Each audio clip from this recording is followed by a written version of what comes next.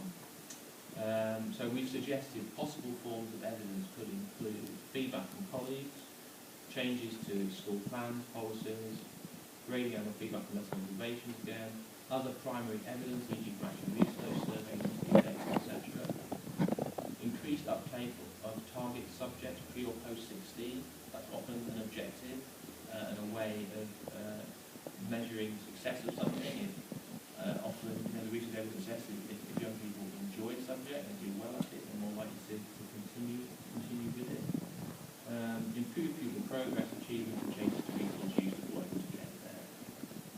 And then moving across to and again it's the same option description for the summary in there about the level of impact they think has happened at that point. And then moving across to the far right then where we're talking about impacts on pupils, which is often the hardest thing to capture. And we suggest a range of possible impacts here. So we've got teacher reflection observations. That's probably a starting point there in terms of evidence that's readily available. But what we want to do is encourage schools to move beyond that. That's a good starting point. Then you've got progress and attainment data, other primary evidence, external observation. That could be internal, or it could be the inspection body, which in Wales is testing, which we've got there as an option. And again, changes to resource use or deployment. And then at the far right of that, we have two questions. And interestingly, in some of the feedback from the schools we spoke to, I think we had some reservations about these two columns, but I think probably because this is one of the most challenging things to do actually. We're asking two questions here. The first is, what is working well about what's been introduced? And the second is, what could be improved and how would this be achieved? So, it's important to do this. The ultimate reason for collecting this evidence is to actually reflect on and review the sort of impact it's having in school and not being afraid to change direction or change something else if it's not working. That's what evidence allows you to do. It allows you to review how well something is working and to take some corrective action. It could be about fine-tuning what you're doing or revising what you're doing. It could be about doing something completely different. But it's important that you build in that evaluation and reflection into the process. And so that's it, essentially. That's it in terms of the toolkit. And schools are encouraged to complete that on a termly basis throughout the duration of the 18-month window in which funding is available to support this school improvement work. And it's, what this is, we want schools to use it as a living document. We want schools to be going in there and checking it and reviewing it regularly. It also acts as a place to store all of that evidence as well, I think. So, it's easy to communicate and have that record of what's been done, how it's been reviewed, what's changed, and you've got the change over time measures as well, because you've got the 5-termly periods in which this information is collected. Okay. What are your thoughts on that? What initial reactions? Anyone going to be brave? Yeah. I've just got whole school responsibility, so I think that would help me to focus on exactly what I need to do and force me to evaluate the strategies that I'm putting in place. So I think it would be useful for me and also in conversations with other people as well, and then leading on to CPD. Okay, great.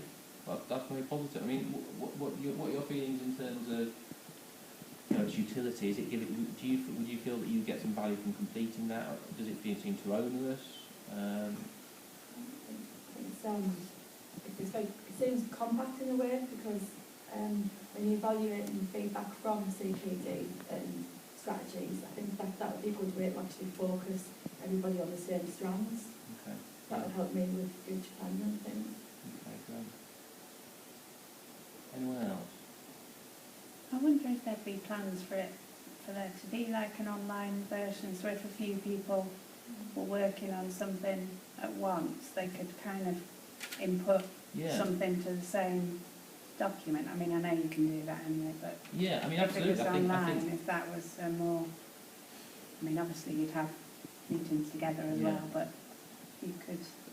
Well, certainly in terms of that I mean, this is the start of the process, and in terms of our involvement with this programme I've mentioned, we came in, the programme's already underway, so those first initial tranche 1 schools, this is, I suppose, dropped on them a little bit, really. They didn't necessarily know this was coming.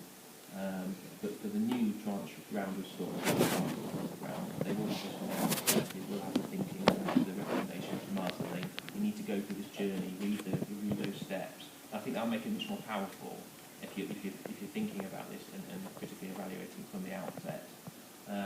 In terms of the mode of completion, I mentioned the work we've been doing, the consultation work we did with My Science, who run these science CPD sessions. I mean, I think from the work I've been involved in, I think they're actually leading the field.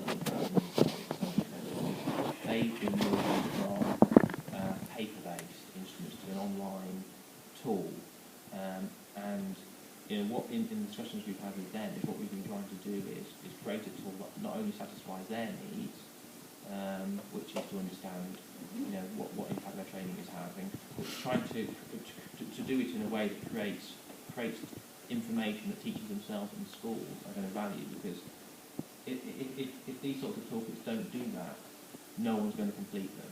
If the individuals themselves don't see the value in doing it, or it's not doing a job for them, no one's going to get near it. So trying to get that balance, because the temptation is always to put in more information, more detail, which will give you more powerful evidence, I suppose, at the end of it, but also it makes the process of completing it much more difficult and time-consuming. So trying to strike that balance for us as evaluators is always quite challenging, I think. Any other comments? Yeah, can I? Is there any way of linking it to a document? So if you said, I've got this piece of evidence, it'd be really nice, particularly with online, I think it'd work, if you could then upload it, so that when you clicked on there, you could see, great, that takes me to... Yeah, that's a really good idea. That there aren't at the moment.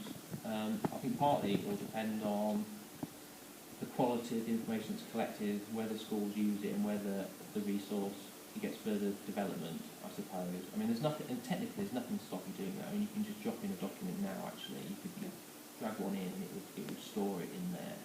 So you could, if you have PDF scans of things or whatever it might be, Excel files, you can drop them in and store them in there. So it could do that. I mean, I think one of the powerful things of doing this, having sort of a more systematic approach to it, is you can actually build up a really good evidence base of good practice actually in there, which is quite a powerful thing, I think, in terms of being able to cascade learning and really focusing on what works and sharing that across your school with your colleagues. So and also I think one of the benefits of this particular tool, this is obviously a tool designed specifically to capture a school improvement, the impact of a school improvement program, so it's at the school level rather than at the individual teacher level, where it could be adapted for that. But being able to pull together evidence from across the school, I think, is quite powerful. I think that's one of the challenges, because in terms of the work we've been doing, trying to look at tools to actually capture the impacts resulting from CPD, which can be a very personal, very individual experience, and the impacts, I think, if they're not developed further, can stay with an individual and they can be very short term. That I think so. Tools are actually able to draw on and capture the impacts from a range of staff and pull them together in a way that other people can find accessible, offer the potential to have quite a big impact, I think. The other thing I'd say is, and I can show you, we did, my USB stick, we mapped out as part of this, I mentioned the impact toolkit that we use,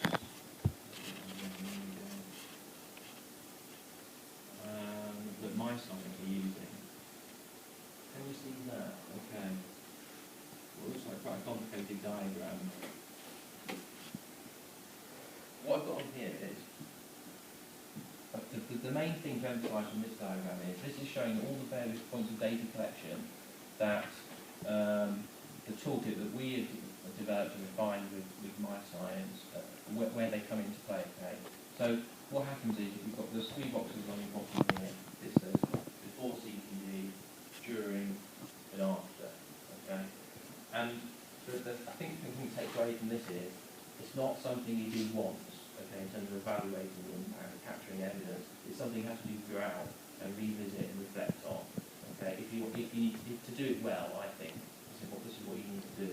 So, in terms of what these boxes are, essentially people sign up for CPD courses and events, and at that point they're directed to say, how does all this course benefit you as an individual? How will it benefit colleagues in your school? So you're already encouraging that reflection and thinking about what am I going to get out of this school, my personal target, and how do they align with the objectives of the course. Then, if they complete courses, have the sheets and things that they collect, have to submit as part of the training itself, and depending on the duration and intensity of the CPD, and there's some very intensive courses in my science.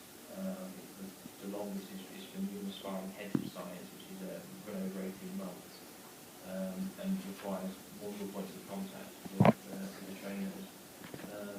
Does anyone hit from my science here, by the way? They can probably get much better description than I am. But you have to collect and review. There's also action research projects that are done as part of that, which you're able to do. You've got multiple points of contact with the trainers. But some courses are sort of single day events. And then this is the tricky bit here, but this is actually where the quite powerful bit is. Once the training is ended, okay, they then write to teachers and say, how do you continue to use the learning that we did as part of the training? What's been the impact been? And what we've done is we've our suggestion that we interesting in terms of how we can do it to put into practice. But is that this needs to be done at a time point. So we've got, this is a couple of months after the training, then we might be 5 to 9 months after, and then this is 12 months after, okay?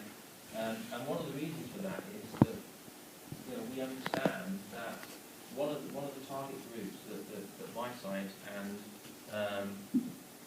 others are interested in understanding the impact of CPD is that ultimately on pupils. Okay? That's what it's about. It's trying to do the best for them and understanding the relationship between our improvements in teaching practice then spill out and result in impacts on progress and attainment for pupils, amongst other measures. But what we know is, and all the evidence shows, is that takes time. Okay, and that means you need to come back several months, maybe years after a particular intervention to try and capture those things.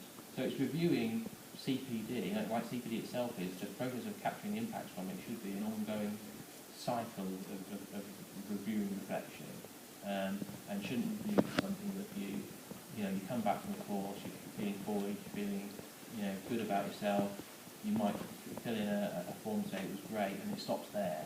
Okay, it continues and it takes time, and to capture some really powerful evidence is something you need to do over an extended period of time, which I know is time consuming, but what I hope is that you actually see the benefits from that process as a result. And if you're able to somehow ingrain that into day-to-day practice, it doesn't come like a bolt or an add-on, something you've got to try and fit into an already hectic schedule, that's where we like to have no success.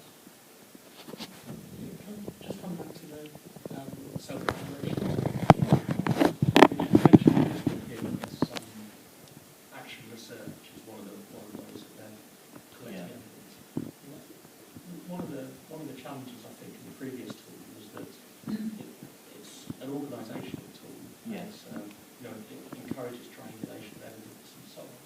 But a lot of the rigour of research is hidden from that. It's almost producing the bullet points from rigour and maybe forgetting the rigour.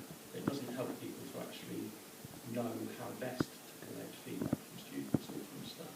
I mean, is it something you use? Because I don't think those other two tools you mentioned really do either, in my opinion. I mean, is that the idea that those other tools will sort of train staff to perform research in your tool? They do. The second document I mentioned, the DIY evaluation guide, is sort of the guide to how to do research.